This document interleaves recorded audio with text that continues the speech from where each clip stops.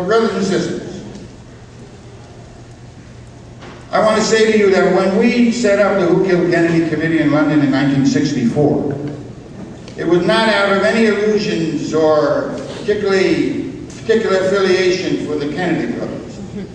Indeed, I should point out to you that at the time of the Berlin crisis in 1961, McNamara, on behalf of the Kennedy brothers, had said that the United States would emerge victorious in a nuclear conflagration. Yes, 160 million Americans would die, 90% of Europe's population, but the U.S. would remain standing. No? And yet, with the execution of Kennedy, we understood that within the class there was this internecine conflict about how to unfold their imperial reach. Let me say to you that in a short time after it was established, much like our own work today, people were coming forward.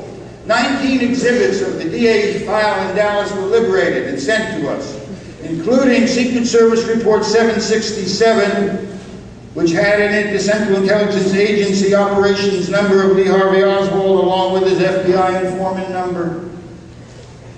When Jim Garrison, the DA in New Orleans, the only public official ever to take on the question of the Kennedy execution and to finger the Central Intelligence Agency for it, established that the deputy director of the CIA fired by Kennedy, Charles Cabell, had a brother named Earl Cabell who was the mayor of Dallas, and their daddy was the mayor and sheriff of Dallas, and their granddaddy, the sheriff of Dallas before them. When he established that the offices out of which Lee Harvey Oswald operated were run by E. Howard Hunt of the Central Intelligence Agency, and by Guy Bannister, who was Office of Naval Intelligence. All of that data was made available. Indeed, there were many investigations, brothers and sisters. We had investigations up the wazoo. There was the Church Committee. I remember Fletcher Prouty, Colonel Fletcher Prouty, whose desk had been the coordination of assassination for the White House and Central Intelligence, who had been assigned to the Antarctic prior to the Kennedy execution. Fletcher hadn't bought in for the removal of the head of state. He came forward before the Church Committee to give evidence. And he said, you know, I appeared there, and they're administering this investigative committee were my former assistants in implementing that assassination program. They did a buck and wing and a soft shoot to get out of my line of sight. We had investigations, brothers and sisters. You know what they would do when we come before them?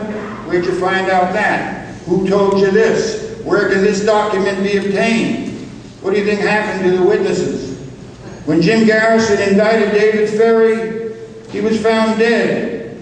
Eladio Levayo came up with a severe case of hatchet in the head. I go into all this simply because I want to make clear here, we are addressing a criminal conspiracy on the part of our rulers that admits to no impediment, and we cannot look to them or their institutions for redress, brothers and sisters.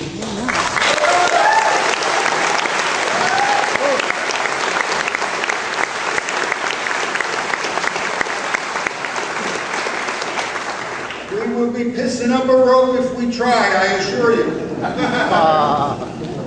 There have been many struggles, and there have been many crimes. It's a generational thing. It is not the evil which is due, nor is it the crisis that has changed. Each generation confronts the fact that power is concentrated and it is illicit, that those who have this power run a system in terminal decay, that they're incapable of meeting the most elementary needs of human beings, that over 1.5 billion people live on less than $1 a day, that these people with 1% controlling 95% of the national wealth also command 70% of the natural resources on the planet, brothers and sisters. Of today's time. They are addicted to war.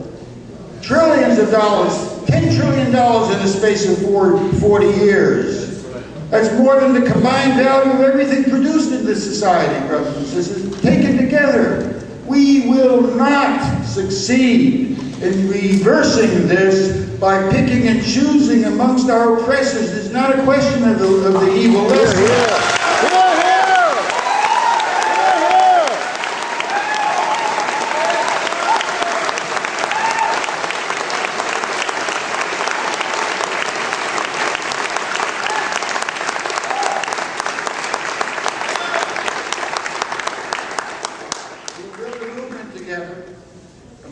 of the many, that mobilizes our own population, that prepares a political program of challenge.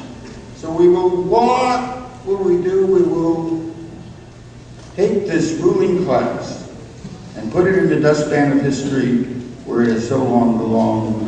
Thank you very much.